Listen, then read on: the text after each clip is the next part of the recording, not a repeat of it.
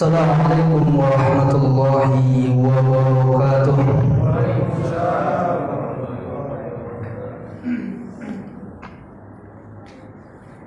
Innal hamdalillah nahmaduhu wa nasta'inuhu wa nastaghfiruhu wa na'udzu billahi min shururi anfusina wa min sayyiati a'malina. May yahdihillahu fala mudilla lahu wa may yudlil fala hadiya lahu. Asyhadu an la ilaha illallah wahdahu la syarika lahu wa asyhadu anna Muhammadan abduhu wa rasuluhu la nabiyya wa la rasula ba'dahu. Qala Allah ta'ala fi Qur'anil Karim, ya ayyuhalladzina amanu taqullaha haqqa tuqatih wa la tamutunna illa wa antum muslimun. Ya ayyuhan nasu taqu rabbakumul ladzi khalaqakum min nafsin wahidah wa khalaqa minha zawjaha wa batha minhuma rijalan katsiran wa nisaa'a. Wattaqullaha alladzi tasaaluna bihi wal arham innallaha kana 'alaykum raqiba. Ya ayyuhalladzina amanu taqullaha wa qulu qawlan sadida yuslih lakum a'malakum wa yaghfir lakum dhunubakum wa may yuti'illaha wa rasulahu faqad faza fawzan 'azima. Amma ba'd, fa inna asdaqal hadits kitabullah wa khairul hudi hadi Muhammadin sallallahu alaihi wasallam wa syarrul umuri muhdatsatuha wa kullu muhdatsatin bid'ah wa kullu bid'atin dhalalah wa kullu dhalalatin fin nar. Ma'asyiral muslimin wal muslimat yang dirahmati oleh Allah Subhanahu wa taala. Alhamdulillah, dengan izin Allah Subhanahu wa taala masih Allah berikan pertolongannya kepada kita. Masih Allah berikan kepada kita taufiknya sehingga diberikan kemudahan langkah untuk tetap istiqomah di dalam majelis ilmu, diberikan kemudahan langkah untuk hadir dalam majelis ilmu. Semoga Allah Subhanahu wa taala menurunkan rahmat kepada kita. Semoga Allah Subhanahu wa taala memberikan ketenangan kepada kita, dan semoga Allah Subhanahu wa taala mudahkan urusan kita. Salawat dan salam semoga tetap tercurahkan kepada Rasulullah sallallahu alaihi wasallam, dan semoga Allah juga kuatkan hati kita untuk komitmen di atas sunnah Nabi sallallahu alaihi wasallam. Diberikan kekuatan hati kepada kita untuk bersabar di dalam menuntut ilmu, bersabar untuk mengamalkan ilmu yang kita ketahui, dan bersabar untuk mendakwakan ilmu tersebut. Jemaah taklim dirahmati Allah Subhanahu wa taala. Di sini kita akan nu'min sa'ah, beriman sejenak, untuk memotivasi kita, untuk mengajak kita untuk berintrospeksi diri, untuk memperhatikan diri kita terkait dengan dosa-dosa yang kita lakukan. Maka di sini ada kitab yang hendak kita sampaikan, kitab Mawa'idul Qulub Baina Targhib wa Tarhib, karya Syekh Nasir bin Sa'id bin Sayyid As-Sayyid hafizahullah ta'ala. Nasihat yang pertama dalam kitab ini adalah atharus dzunub wal ma'asi, pengaruh dosa dan maksiat. Siapa di antara kita yang tidak pernah jatuh dalam dosa? Siapa di antara kita yang tidak pernah jatuh dalam kemaksiatan? Tentu setiap diri dari kita sering jatuh kepada yang namanya maksiat dan dosa. Ketahuilah, sesungguhnya dosa atau kemaksiatan yang kita lakukan, apakah itu yang kita sengaja ataupun yang kita tidak sengaja, itu mempengaruhi untuk diri dan masyarakat kita. Pengaruh dari dosa maksiat tersebut berefek. Sebagaimana halnya ketaatan yang kita lakukan ada pengaruhnya, tumbuhnya keimanan di dalam hati kita, munculnya ketakutan di dalam diri kita kepada Allah Subhanahu wa taala. Maka ada dzunubi wal ma'asi, pengaruh dosa dan maksiat ini jelas-jelas ada.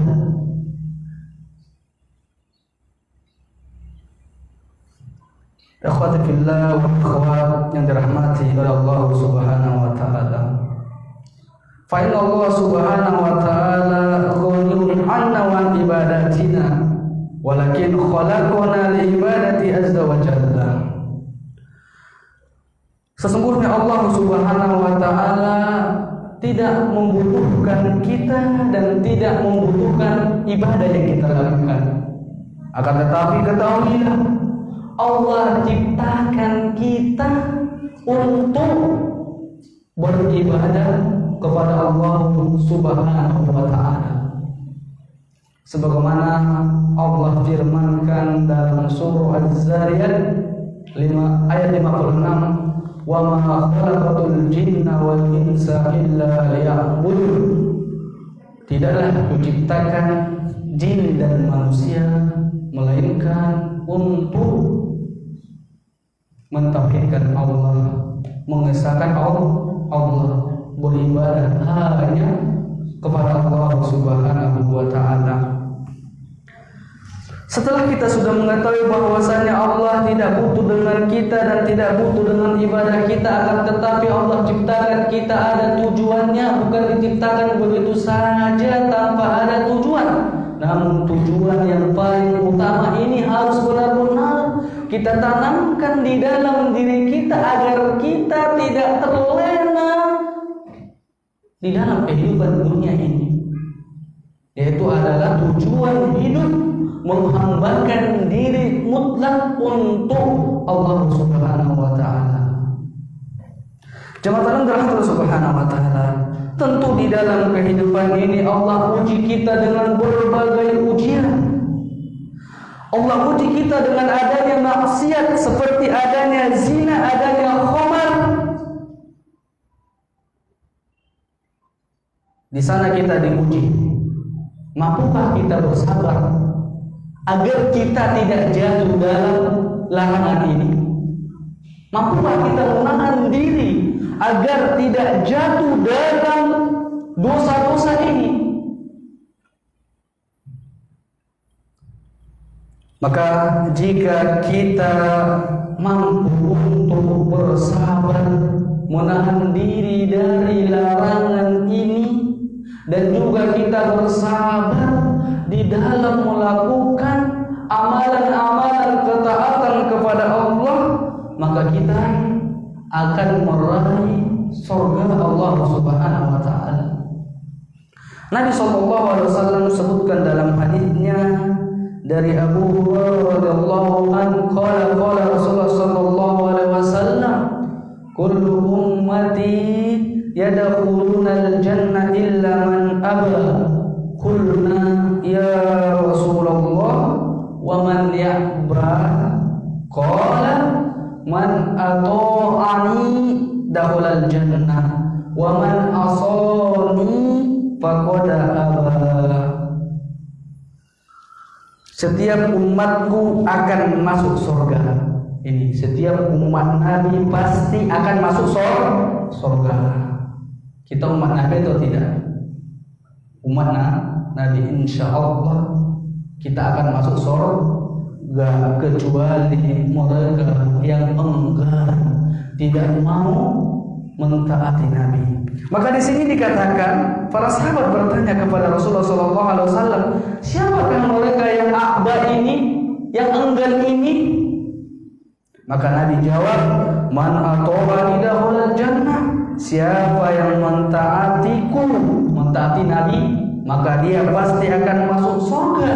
Siapa yang tidak mentaatiku, tidak mentaati Nabi, bermaksiat kepada Nabi, dia selisih sunnah Nabi, dia lari dari tata cara atau kaifiat dari ibadah yang dicontohkan oleh Nabi Sallallahu Alaihi Wasallam, maka yang seperti inilah orang yang enggan.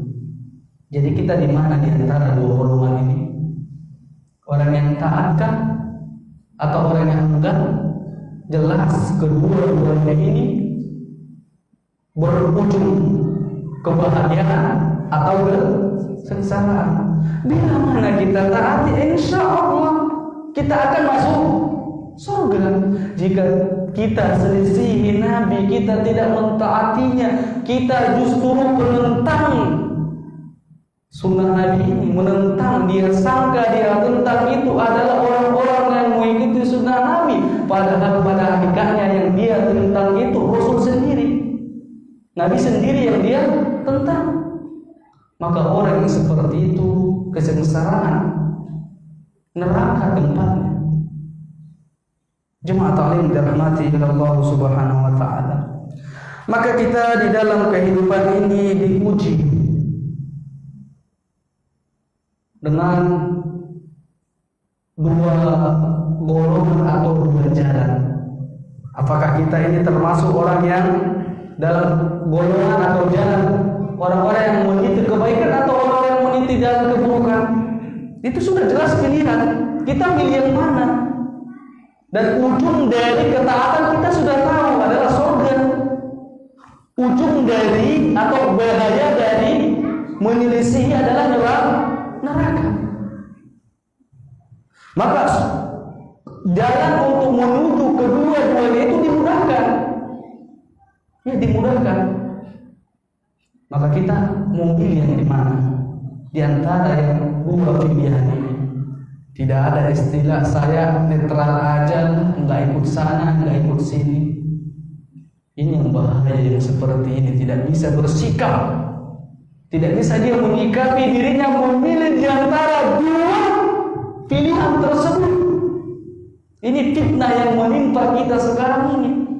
Pilihan itu sudah jelas, yang baik dengan yang buruk, namun kita tak berdaya, tak mampu untuk mengikuti di antara yang dua-dua ini, di antara keduanya ini. Jemaah taklim Allah Subhanahu wa taala.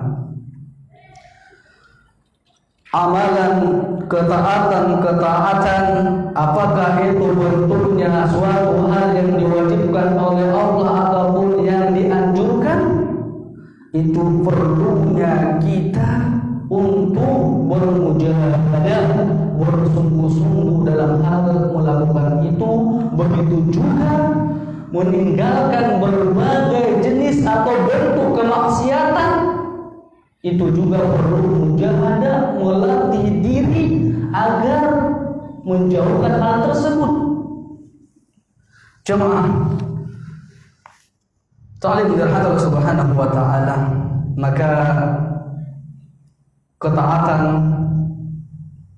melakukan ketaatan dan meninggalkan dosa dan maksiat, di sana butuh kita yang namanya sabar. Ya kan Pak? Sabar. Bukankah para ulama itu membagikan sabar itu terbagi kepada tiga? Yang pertama adalah as-sabru ala taatillah, bersabar di atas ketaatan kepada Allah Subhanahu wa taala, bersabar di dalam melakukan berbagai amal-amal saleh.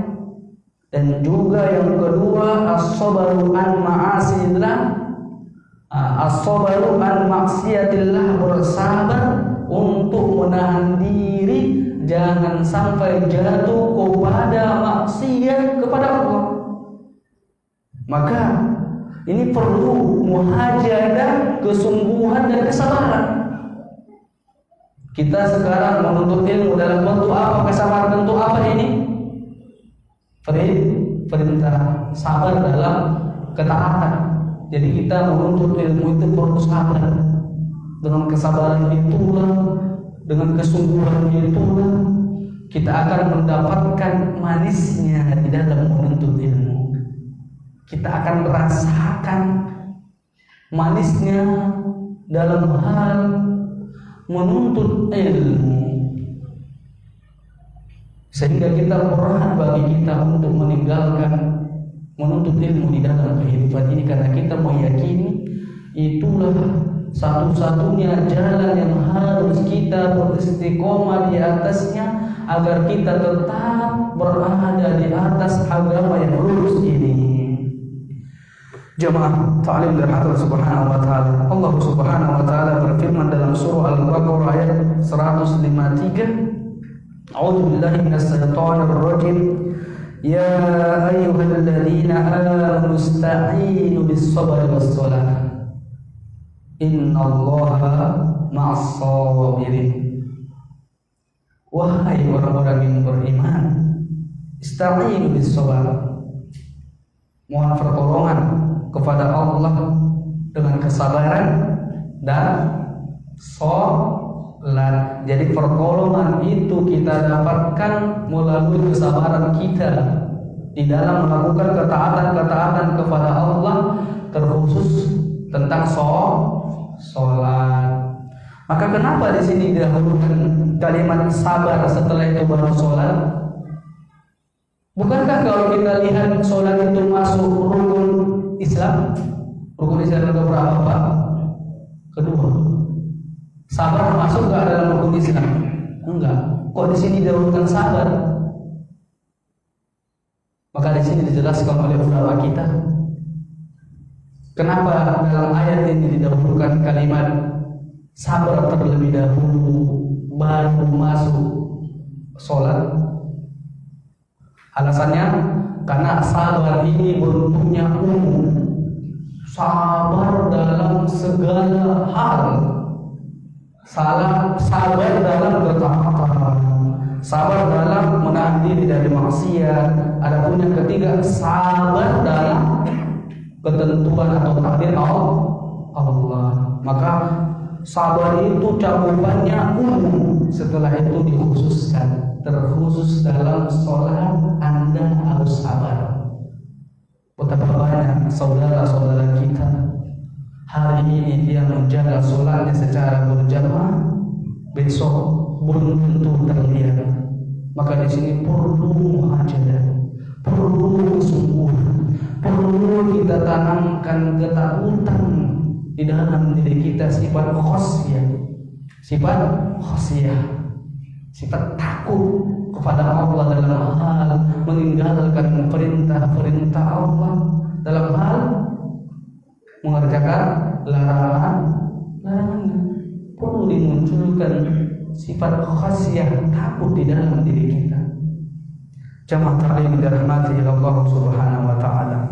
Maka kita masuk ke pengaruh dari dosa dan maksiat. Tentu ini berefek kepada diri dan masyarakat kita.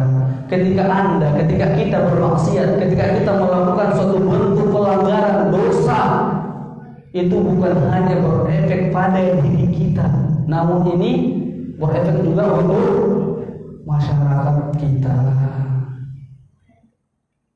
Maka ini harus kita renungkan terhadap diri kita.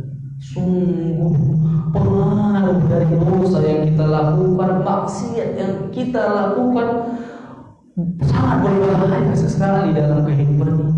Bahayanya begitu besar. Yang pertama adalah lemahnya pengagungan kita kepada Allah Subhanahu wa taala. Maka ketika kita bermaksiat, berarti kita lemah dalam pengagungan terhadap syiar-syiar Allah. Bahkan bisa dikatakan sama sekali bisa hilang keimanan itu dalam dirinya. Maka jangan main-main dengan dosa, jangan main-main dengan suatu maksiat. Itu efeknya sangat berbahaya di dalam diri kita dan keluarga kita dan masyarakat kita. Maka ketika dia maksiat, efek yang pertama yang terlihat itu lemahnya pengagungan dia terhadap syiar-syiar Allah. Syiar-syiar Allah itu seharusnya kita agungkan.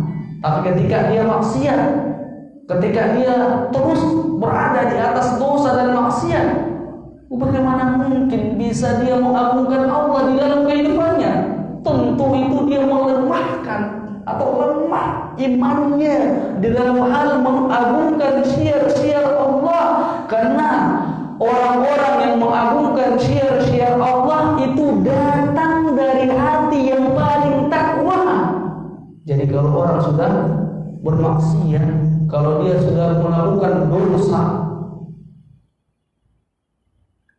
karena pada saat itu takwanya itu apa? Lepas atau rendah kita katakan.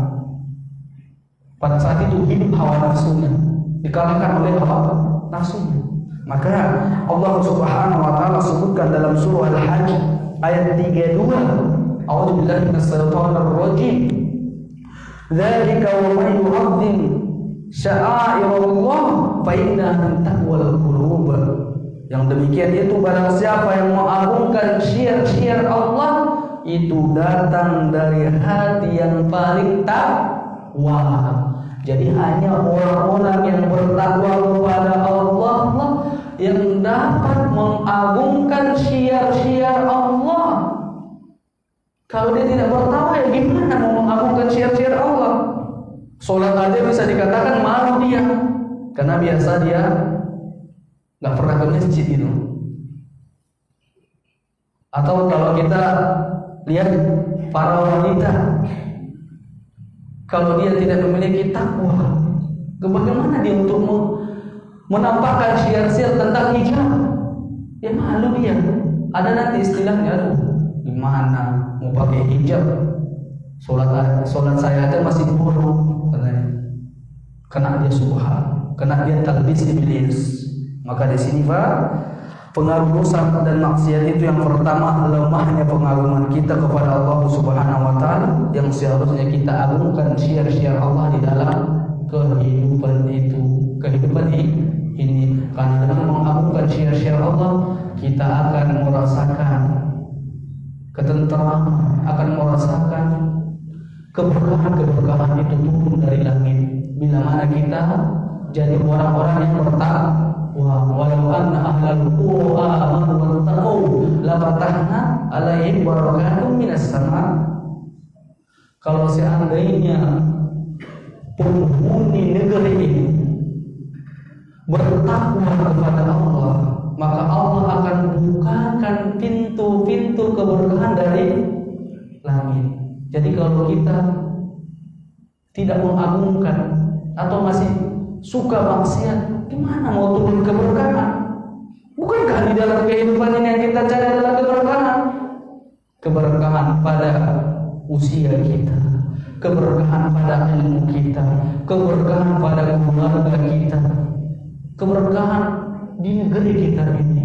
Jika sudah berkah, kita akan tentram. Jemaah ta'lim yang dirahmati oleh Allah Subhanahu wa taala. Dan pengaruh dosa dan maksiat yang kedua, sempitnya rezeki dan kehidupannya.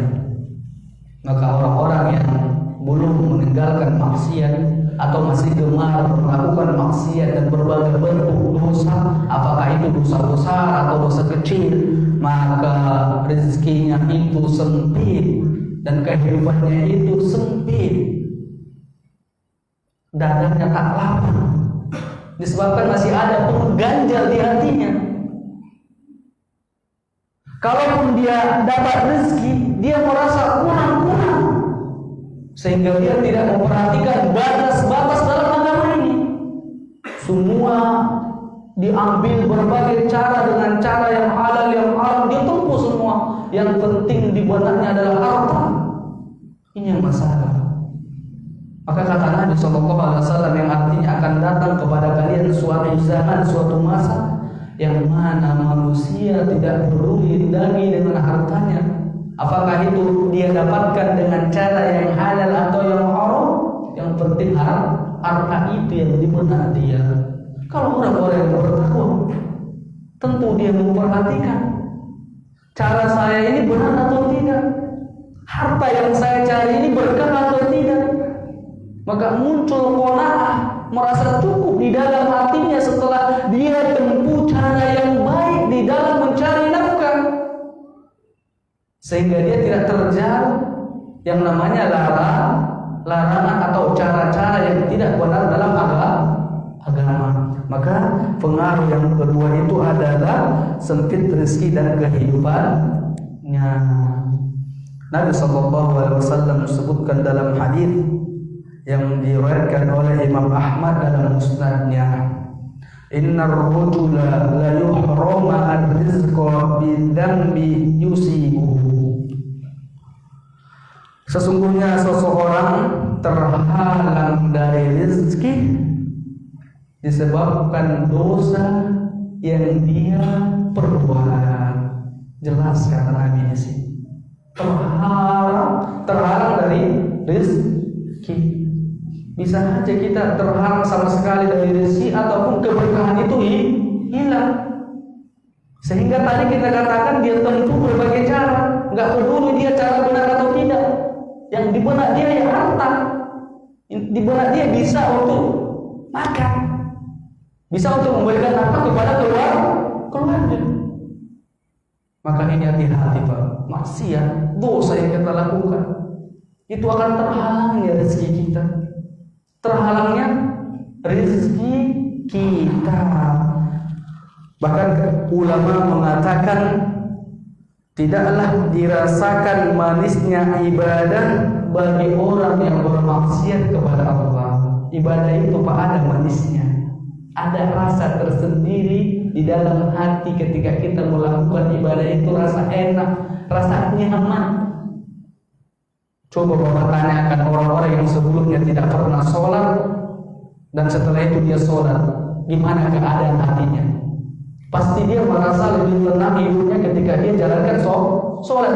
Maka semua ibadah, semua yang Allah perintahkan bila mana itu kita lakukan akan mendapatkan ketenangan, ketenteraman di dalam hati kita, akan muncul sifat-sifat qanaah. Maka kata para ulama, orang-orang yang masih bermaksiat kepada Allah maka dia tidak akan mendapatkan manisnya ibadah. Bahkan orang-orang yang angan-angannya tetap di pikirannya bermaksiat kepada Allah ini pun tidak mendapatkan manisnya ibadah. Ketika dia ibadah yang diingat itu apa? Yang diingat itu bagaimana caranya agar pikirannya mau bermaksiat aja gitu, nggak tenang dia. Nah, itu efek atau pengaruh dosa maksiat yang kedua. Bahkan disebutkan oleh Abu Sulaiman Ad-Darani rahimahullah, "Anni a'siyallah." Sesungguhnya saya bermaksiat kepada Allah dan saya mengetahui fi khulqi dabbati wa zawjatihi. Saya mengetahui itu berefek mempengaruhi kepada akhlak dan juga mempengaruhi kepada kendaraanku dan kepada keluargaku, istriku. Maka bisa saja Pak, kenapa sih anak saya masih susah diarahkan untuk agama ini atau istri saya? Bisa jadi di sana masih ada dosa yang kita bertobat darinya. Bisa saja, bisa saja seperti itu. Kok susah ya anak saya, padahal saya sudah maksimal mengajarnya untuk hadir dalam kajian dan sudah diberikan berbagai buku-buku tentang akidah, tentang sholat, tentang hijab. Bisa saja di sana masih ada maksiat yang kita lakukan belum kita bertaubat darinya, atau dari penghasilan kita masih ada yang cara yang haram. Maka itu yang perlu untuk kita perbaiki. Jemaah taklim yang dirahmati Allah Subhanahu wa taala. Adapun yang ketiga, pengaruh dosa dan maksiat yang kita lakukan adalah hirmanul ilmi syar'i. Dia terhalang dari ilmu agama. Bisa saja berat bagi kita untuk hadir dalam kajian-kajian Islam disebabkan masih ada dosa di sana, sehingga dengan dosa itu berat hati untuk melangkah dalam kajian. Maka ketika hati Anda muncul sifat futur, malas untuk beribadah, malas untuk hadir dalam kajian, tanyakan diri Anda, mungkin masih ada di sana dosa sebagai pengganjal, sebagai penahan, sehingga hati Anda belum terbuka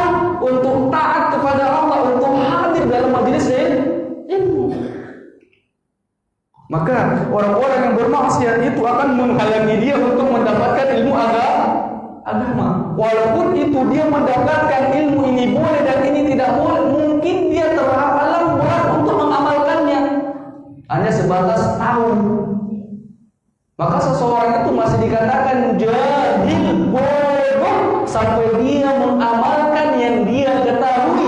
Dia tahu ini bentuk perintah dalam agama dan dia lakukan. Dia bersabar di dalam melakukan hal itu. Dan dia tahu ini suatu larangan. Dia bersabar, ditahan dirinya, jangan sampai jatuh terhadap larangan tersebut. Itu baru dikatakan orang yang berakal.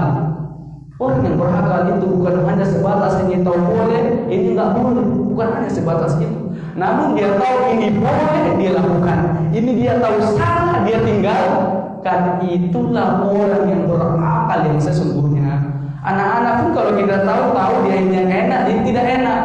Iya kan Pak? Kalau kita tanya anak-anak umur 7 tahun, ngerti? Maka jadikan diri kita orang yang berakal yang sesungguhnya. Tahu kita ini perintah, tahu kita ini larangan. Tujuannya untuk apa? Apakah hanya sebatas tahu ini boleh, ini tidak boleh? Tidak. Namun harus diamalkan. Maka minta itu kepada Allah agar memberikan taufiknya kepada kita. Maka orang-orang yang bermaksiat akan terhalang dari ilmu agama.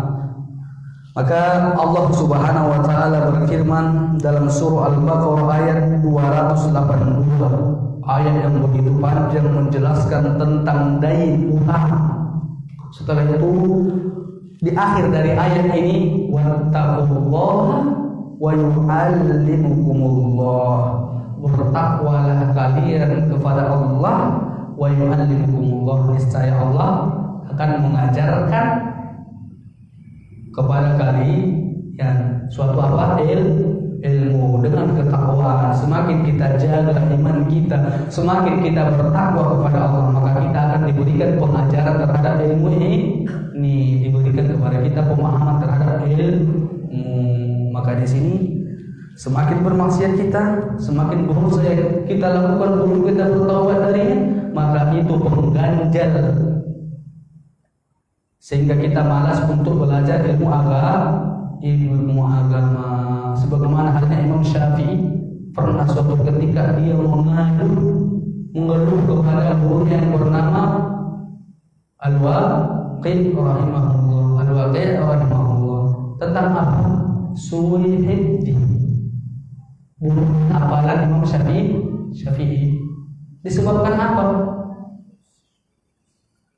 Maksiat. Maka pada saat itu gurunya memberikan wejangan, memberikan nasihat kepadanya ila tarkil ma'asi, para sadani antara tarkil ma'asi. Guru Al-Waqi rahimahullah memberikan nasihat, petunjuk kepadaku, kepada siapa? Imam Syafi'i, untuk meninggalkan maksiat.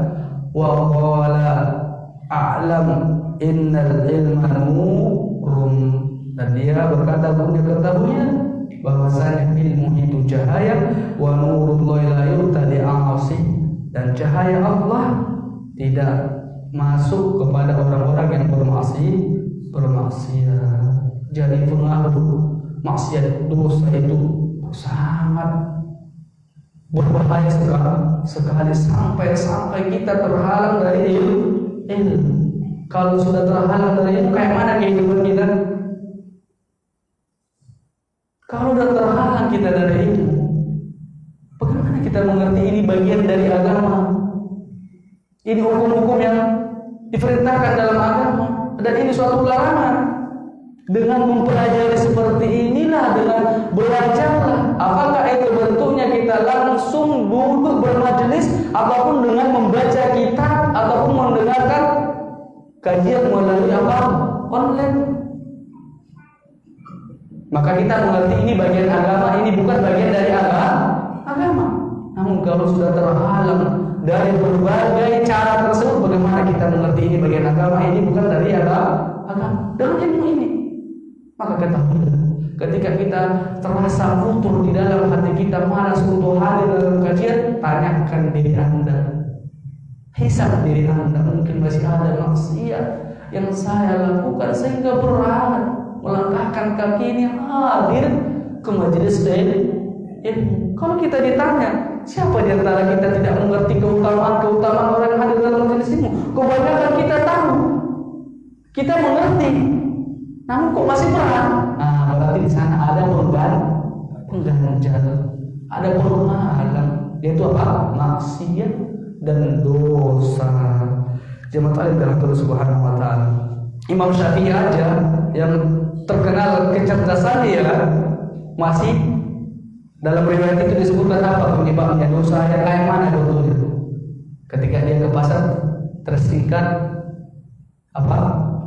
Betis. Cuma itu aja. Kalau kita udah berapa betis nambah, sehingga karena udah biasa, udah menganggap biasa aja di hati. Imam Syafi'i, kalau ditanya Imam Bukhari kayak mana jeniusnya, lebih jenius lagi Imam Syafi'i. Kalau Imam Bukhari dibacakan hadis, satu orang 10 orang yang memuji sampai 100, dia ulangi kembali, ngerti dia. Urutannya dia mengerti. Ketika kita kita salah-salahkan sedikit, dia mengerti ini terbalik, itu ngerti dia. Tapi kata para ulama lebih jenius lagi Imam Asy-Syafi'i rahimahullah rahmatan wasi'ah. Jemaah taklim Allah Subhanahu wa taala. Ini masih banyak Pak, perkara dosa dan maksiat ini sampai di sini disebutkan 12. Namun Isya sudah mendekati Pak, ya kan Pak? Berapa Isya? 31. Maka kita ulangi efek pengaruh dosa dan maksiat. Yang pertama tadi adalah lemahnya pengagungan kita kepada syiar-syiar Allah. Yang kedua, sempit rezeki dan kehidupan kita. Dan juga yang ketiga, terhalang dari ilmu agama. Dan ini kita cukupkan 3 poin ini. Semoga dengan ketiga poin yang kita sampaikan membuat kita untuk tetap bermuhasabah diri, untuk tetap mentaati Allah, untuk kembali kepada Allah, karena taubat itu adalah jalan keselamatan bagi kita. Dan ini kewajiban bagi kaum muslimin dan muslimat untuk bertaubat kepada Allah di mana saja dan kapan saja.